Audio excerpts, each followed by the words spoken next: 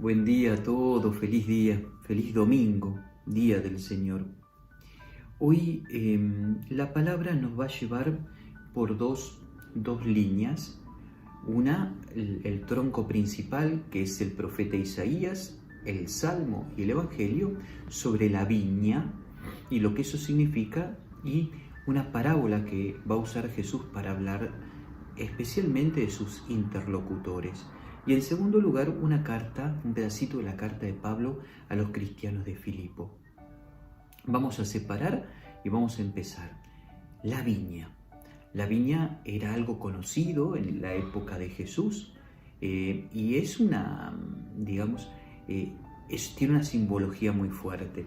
Más allá de la simbología, nosotros, pocos de nosotros quizá entendemos las analogías que utiliza la palabra de Dios, porque no somos hombres que viven cerca de una viña. Sí, quizá algún mendocino, un sanjuanino, alguno que tenga un viñedo o que esté en esas provincias o lugares donde lo vemos con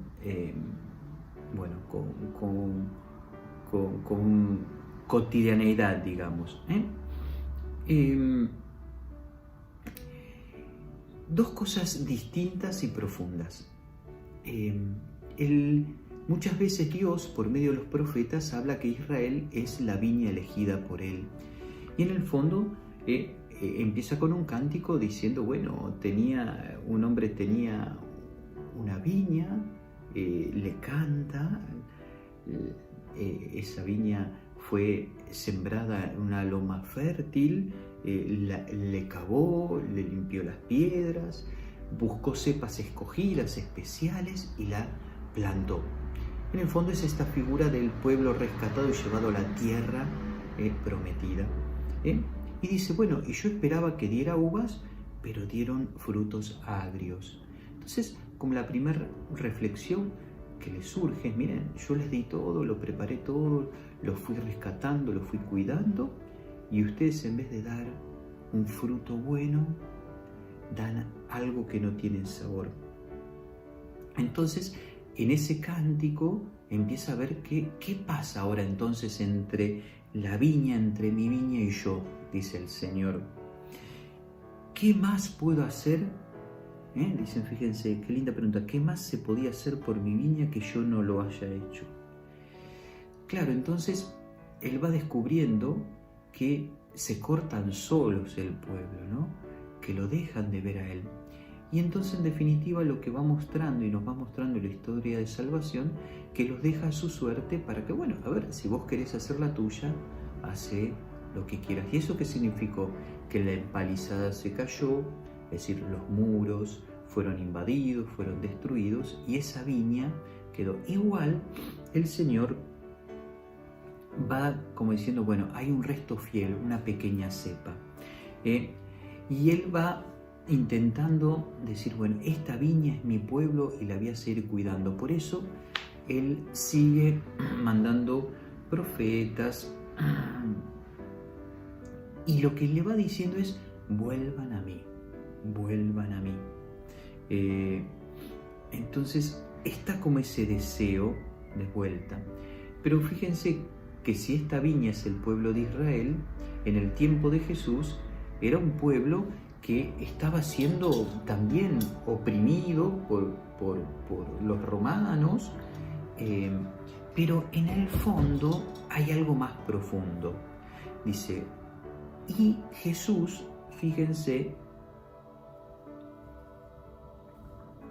propone una parábola, y en la parábola se le está diciendo, fíjense, dice, Jesús dijo a los sumos sacerdotes y a los ancianos de su pueblo, es decir, a los que tienen más sabiduría, a los ancianos y a aquellos que son sacerdotes en el templo. Y dice, un hombre poseía una tierra,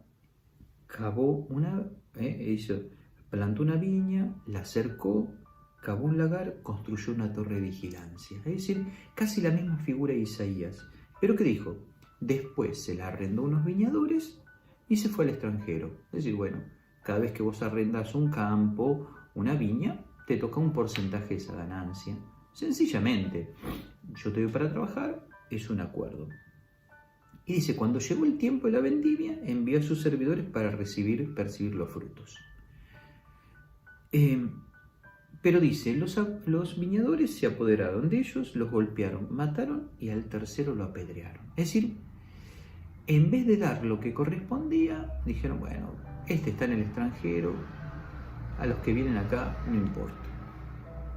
Dice, después el propietario volvió a enviar otros servidores en mayor número que los hombres, pero los trataron de la misma manera. Fíjense que es golpear, matar, apedrear. Es decir, no querer recibir nada de ellos y no querer tener relación con el dueño de este campo. En el fondo se lo estaban robando, o más que nada se estaban olvidando que ellos estaban ahí por ese dueño. Y entonces viene una reflexión que hace este dueño y dice, bueno, respetarán a mi hijo. Les envió a su propio hijo. Dice, pero los viñadores al verlo se dijeron, este es el heredero, vamos a matarlo para quedarnos con su herencia. Piensan que al matarlo se quedan con la herencia, pero en definitiva estaba viviendo el padre, no había posibilidad de una herencia, pero en el fondo no tienen miedo ni vergüenza de llegar a matar a otro. Y lo arrojan, dicen, lo arrojaron fuera de la viña y lo mataron. Y ahí surge una pregunta, la pregunta que le hace Jesús a los interlocutores de esta parábola. Dice, ¿y ustedes entonces, cuando vuelva el dueño, dicen, qué les parece que hará con aquellos hombres, con aquellos viñadores? La respuesta de los ancianos y estos sumos sacerdotes es, acabará con esos miserables y arrendará la viña a otros que le entregarán el fruto a su debido tiempo. No dice qué hace la parábola, se queda ahí. Pero Jesús le empieza a contestar con la palabra de Dios. Le contesta con una frase que dice, la piedra que los constructores rechazaron ha llegado a ser la piedra angular. Esta es la obra del Señor admirable a nuestros ojos. Están rechazando la piedra angular. La piedra angular era la piedra base en toda construcción. Pero fíjense la dinámica, ¿no? Le está diciendo, rechazaron esto. Ese hijo que rechazaron es al mismo Jesús. Los anteriores enviados son los profetas, los jueces. Y dice, por eso les digo que el reino de Dios les será quitado a ustedes para ser entregado a un pueblo que les hará producir su fruto. ¿Qué le está diciendo a estos ancianos?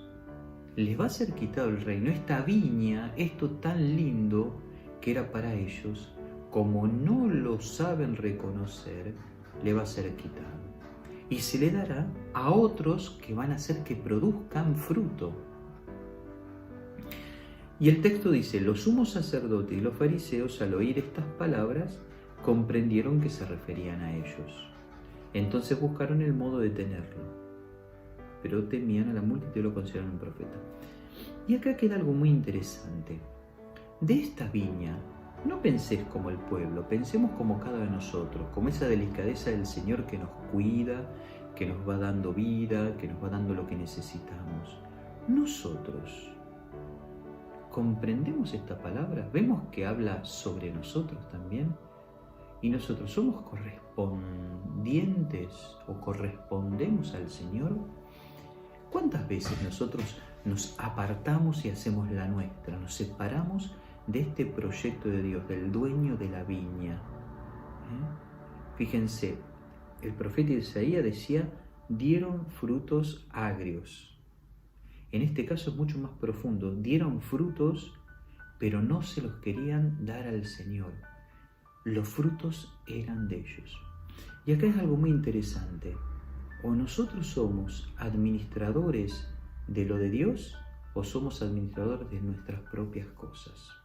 Y ahí está la distinción y la diferencia. ¿Se entiende? En lo más profundo es, nos quedamos en nosotros mismos. A esto se le llama pecado de autonomía, es decir, autónomos, mi propia ley. pecado de independencia, no depender de nadie e incluso no depender de Dios. Y ahí está el desafío, la propuesta del Evangelio para que nos quedemos pensando.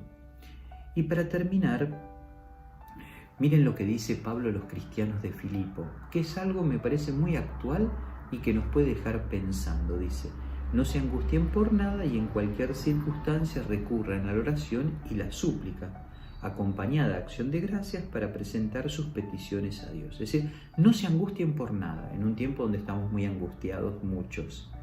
Entonces, y en cualquier circunstancia recurran a la oración, la súplica, la acción de gracias y presenten las peticiones. Todo del Señor, no te angusties.